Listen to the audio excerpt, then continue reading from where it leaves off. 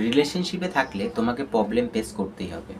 নানাবিধ প্রবলেম হতে পারে, সেটা হতে পারে ফ্যামিলি প্রবলেম, সেটা হতে পারে তোমার পার্টনারের ইগনোর, সেটা হতে পারে তোমার পার্টনারের ভুল বোঝাবুঝি। নানা রকম প্রবলেম তোমাকে ফেস করতে হবে এবং মাঝে মধ্যেই তোমার মনে হবে যে রিলেশনশিপটা রেখে লাভ নেই, রিলেশনশিপটা ব্রেক করে দেওয়া উচিত। মাঝে মধ্যেই তোমার মনে হবে, কিন্তু এই প্রবলেমগুলো যে আছে এই প্রবলেমগুলো ওভারকাম করতে হবে যদি তুমি তাকে ভালোবেসে থাকো। কারণ এই প্রবলেমগুলো সাময়িক, কিন্তু তোমার যে ভালোবাসাটা আছে তোমার ভালোবাসাটা পার্মানেন্ট। তাই তোমার ভালোবাসাটা পার্মানেন্টটাকে যাতে ভেঙে না দিতে চাও, যদি ভেঙে না দিতে চাও, ব্রেক যদি না করতে চাও, তাহলে অবশ্যই ভিডিওটা শেষ পর্যন্ত দেখতে হবে এবং ভিডিওটা শেষ পর্যন্ত দেখে শিখতে হবে যে তোমার যখন এই ফেজগুলো, এই প্রবলেমগুলো এসে থাকবে, ফ্যামিলি প্রবলেম এসে থাকবে, ভুল বোঝাবুঝি হয়ে যাবে, একটা রিলেশনশিপে ঝগড়া হবে সবসময়, যখন এই প্রবলেমগুলো আসবে তখন সেগুলো ওভারকাম করবে কীভাবে। তো ভিডিওটা শেষ পর্যন্ত দেখার অনুরোধ রইল। যদি তুমি তোমার রিলেশনশিপটাকে দীর্ঘায়িত করতে চাও তাহলে অনুরোধ রইল, আর যদি তোমার রিলেশনশিপটা সাময়িক সময়ের জন্য হয়ে থাকে তাহলে স্কিপ করে যাও ভিডিও, তাহলে ভিডিও দেখে কোনো লাভ নেই। যদি পার্মানেন্ট করতে চাও রিলেশনশিপটা তাহলেই ভিডিওটা দেখো। দেখো, একটা রিলেশনশিপে প্রবলেম হয়েই থাকবে, একটা রিলেশনশিপ মানেই প্রবলেম। যেখানে লয়াল রিলেশনশিপ আছে সেখানে প্রবলেম হবেই, যেখানে আসল সম্পর্ক আছে, ভালোবাসা আছে, সেখানে প্রবলেম হবেই। ফ্যামিলি প্রবলেম হবে, ভুল বোঝাবুঝি হবে, ঝগড়া হবে, নানাবিধ প্রবলেম হবে। তোমার পার্টনারের ইগনোর সহ্য করতে হবে, অনেক কিছু করতে হবে যদি তুমি একটা রিয়েল রিলেশনশিপে থাকো।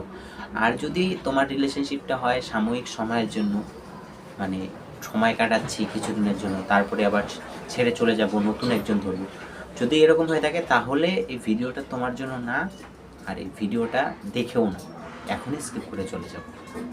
তুমি লয়াল একজন পার্সন, তুমি একজন লয়াল পার্সন এবং তুমি চাও তোমার রিলেশনশিপটা যতই ঝগড়া হোক, যতই প্রবলেম আসুক না কেন, তুমি সাকসেস করতে, কারণ তুমি তাকে ভালোবাসো, কারণ তুমি তাকে ভালোবাসো। তো এই প্রবলেমগুলো যে এসে থাকে, প্রথম হচ্ছে ফ্যামিলি প্রবলেম। ফ্যামিলি প্রবলেম এমন একটা প্রবলেম যা মানুষকে একদম ভেতর থেকে ভেঙে দেয়, যা মানুষকে বাধ্য করে অন্যের কাছে, অন্যের হাত ধরতে। অর্থাৎ বেশিরভাগ ক্ষেত্রে এটা মেয়েদের হয়ে থাকে, যে মেয়েদেরকে ছেলেটা যে আছে, তার পার্টনার যে আছে, তাকে মানতে চায় না, ছেলেটাকে মানতে চায় না এবং মেয়েটাকে জোর করে বিয়ে দিয়ে দেয়। তখন যদি তোমার পার্টনার অর্থাৎ মেয়েরা যদি ঠিক থাকে তাহলে অবশ্যই তোমার কাছে আসবে। আর যদি তোমার পার্টনার ঠিক না থাকে, তোমার পার্টনার মানে মেয়েদের ব্রেন ওয়াশ করে দেয়, তো ছেলেরা, মানে ছেলেরা বলতে পরিবারটা ব্রেন ওয়াশ করে, নানানভাবে ব্রেন ওয়াশ করে। তার সঙ্গে যা আছিস, তার সঙ্গে কী পাবি, সে যে ভালো না, ছেলেটা অনেক রকম। একটা মানুষকে যদি সবসময় ব্রেন ওয়াশ করে যায় তাহলে সে তো বুঝবেই যে না, সঠিক, তার পরিবার সঠিক বলছে, বুঝবে সে।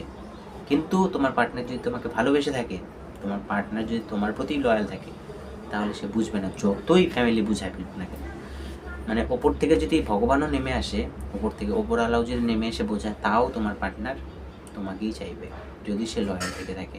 তো এই ফ্যামিলি প্রবলেমের সময় একটা ভুল করবে না কোনো সময়, সেটা হচ্ছে ঝগড়া করবে না তার সঙ্গে, কোনো সময় ঝগড়া করবে না, তাকে সবসময় ভালোবাসা দেবে।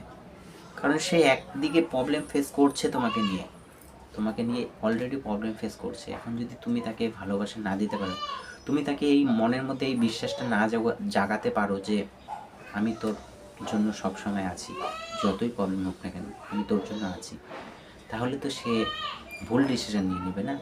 সে বলবে ঠিক আছে, বাড়ির লোক যেটা চাইছে তাই হবে।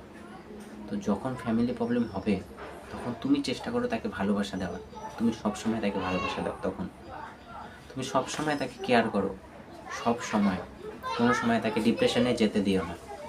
তো এই প্রবলেমটা ওভারকাম করার একটাই উপায়, সেটা হচ্ছে তোমাকে ভালোবাসা দিতে হবে তাকে।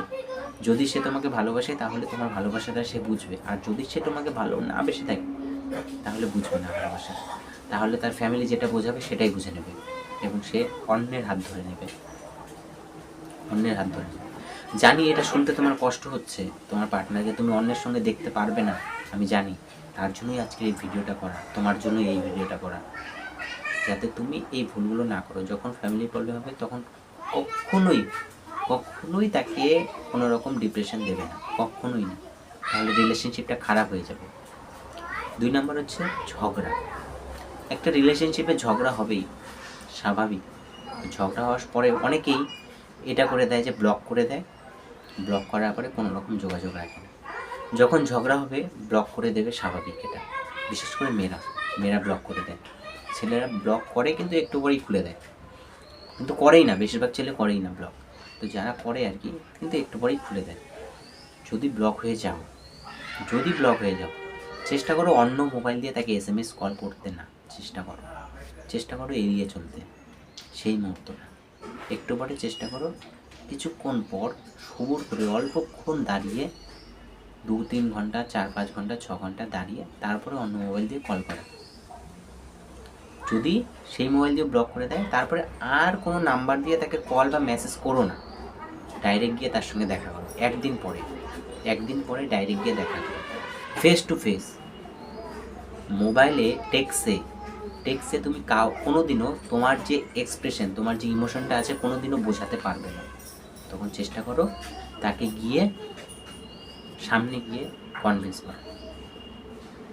তুমি তো চাও তোমার রিলেশনশিপটা দীর্ঘায়িত হোক, তার জন্য সামনে গিয়ে কথা বলো। টেক্সে, ফোনে কোনোদিনও বলো না। হ্যাঁ, ফোনে বলতে পারো, কিন্তু কিছুক্ষণ পর তখনও ব্লক করে দেয়, তাহলে সামনে গিয়ে। দুবারে বেশি কল করো না, তাহলে খুব খারাপ হয়ে যাবে, তোমার রিলেশনশিপটা খারাপ হয়ে যাবে।